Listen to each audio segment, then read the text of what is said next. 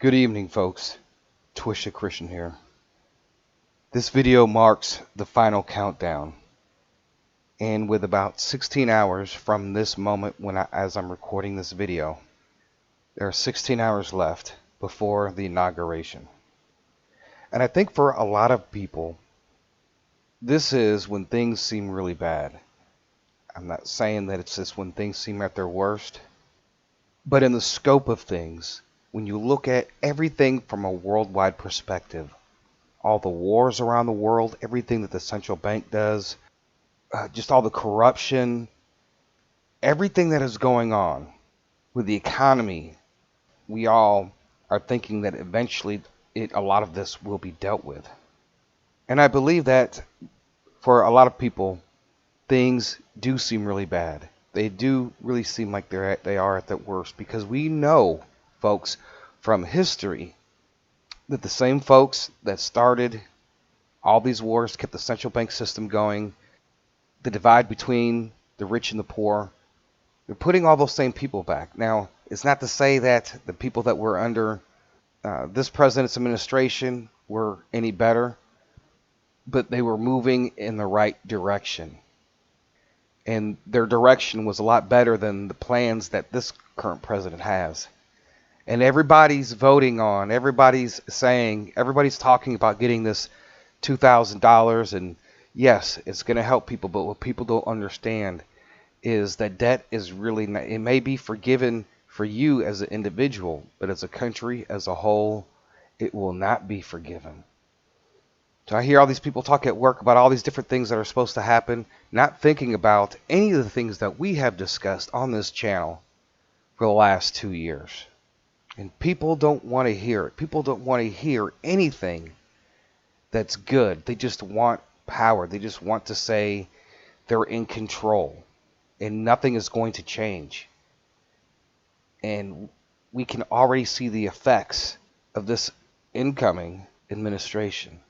But we have discussed, I've shown, we've talked about all the different prophetic words from all the major modern day prophets, that even before any of this took place that we were following, and these prophecies coming to pass one after the other, and here we are. And we're at a point where it just seems like things are just over.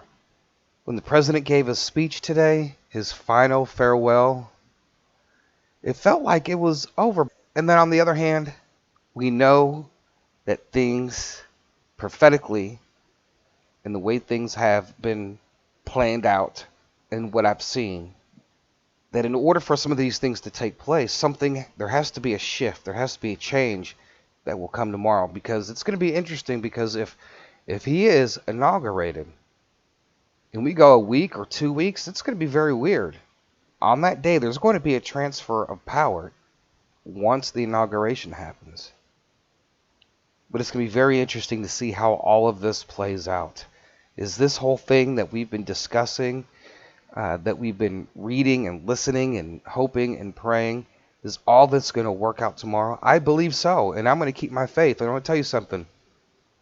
But let me tell you something. When my son was diagnosed with leukemia, my prayers didn't end until all the way at the end. And I'm talking about all the way until he was in the ground. Because that's what I believe. And if it could be done for other people, then it could have been done for my son. And all the way up until his death, I prayed. From his death to his burial, I prayed for resurrection. And I believe that's what we're supposed to do. And we're going to keep praying no matter the outcome. Yes, did it shake my faith? It sure did. But it was a lesson learned. Everything that we have discussed on here, the asset-based currency, a new economy, new energy sources, getting rid of the debt, all those things are not supposed to happen under the incoming administration, because he would never allow it to happen. And there are prophets that are out there, like Hank Kuhneman. He's prophesying all the way down to the end. He's keeping his faith all the way down to the end.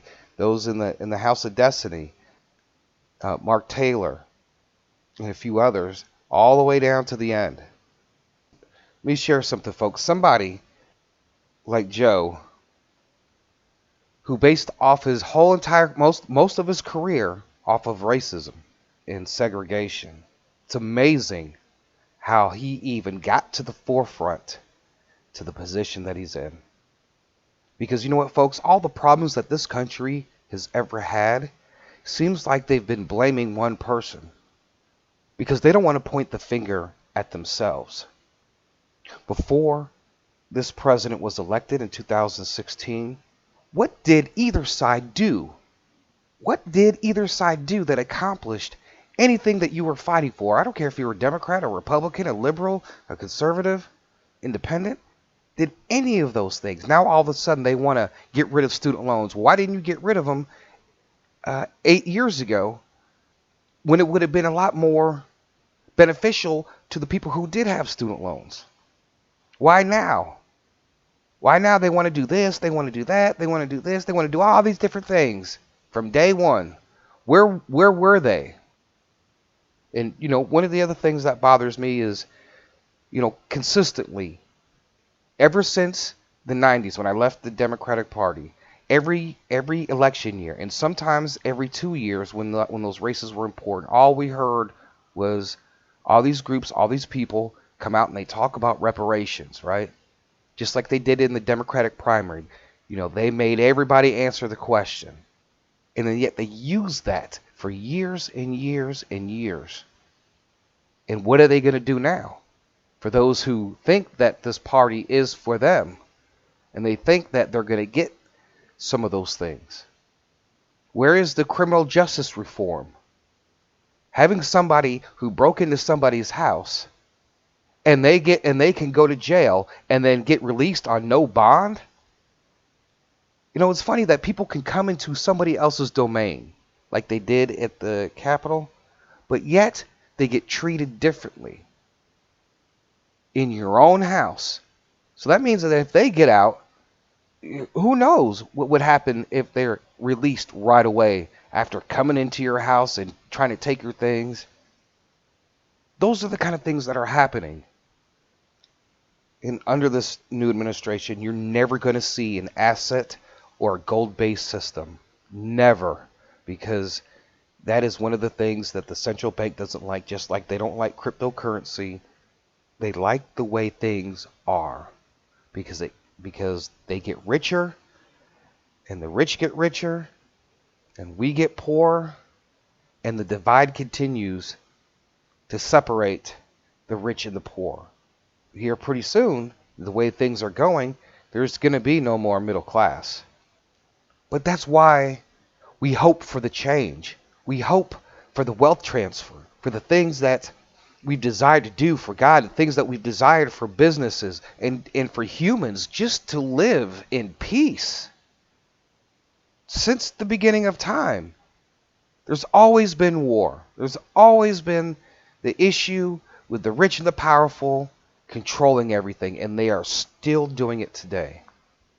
And I'm looking forward to seeing what's going to happen now and by the end of the day tomorrow. Because something has to happen. It has to happen that day. In order to have two presidents, though, one has to, I mean, you got to remember, he's not the president yet. But in order to have two presidents, he's going to have to be inaugurated. And then maybe at the same time, the Supreme Court makes a decision. Or what if the decision doesn't come till like a week later? But do you think that they're going to give up power that easy? It's going to be strange. I don't know how it's all going to be. Just like the prophecy, strange to have two presidents. In order for that to happen, something has to happen. And it could come this evening. It could come in the middle of the night. It can come when we wake up. It could come before the inauguration, after the inauguration. But we are living in one of the greatest moments in prophetic history. And I'm going to tell you something. And it sounds like to me, with everything that's going on with the Republicans, and it seems like what they're doing, what they've been doing, has been very deliberate in bringing themselves down. In order to be a certain party, like a socialist or a communist, You basically have one party. And I see that. I see exactly what is happening. They are shaping and forming a new one-party government. So you guys can chew on that for a while. Just before I made this video, I'm seeing comments, people, there are still people holding on, and they're getting rebuffed and they're getting rebuked. But we're going to hold on till the end. And that's what I encourage you to do. And in the meantime, we focus on one of the reasons why you listen to this channel is because of the wealth transfer and to gain wealth.